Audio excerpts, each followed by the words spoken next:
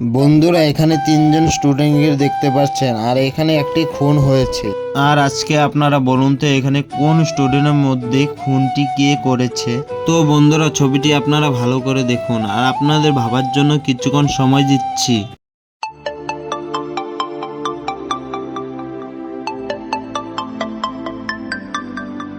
আপনাদের ভাবার সময় শেষ। আপনারা কি উত্তরটি পারলেন? যদি পেরে থাকেন তাহলে অবশ্যই আমাকে কমেন্টে জানাবেন।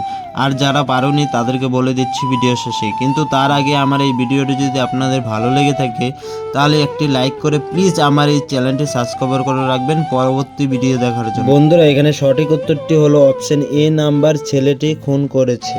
কারণ তার দিকে যদি আপনারা খেয়াল করে দেখেন তার পেন্সিল বক্সটি খোলা রয়েছে। আর যিনি খুন হয়েছে একটি পেন্সিল দিয়ে খুন করা হয়েছে। এটা দেখেই বোঝা যাচ্ছে অপশন এ নাম্বার ছেলেটি পেন দিয়ে খুন করেছে।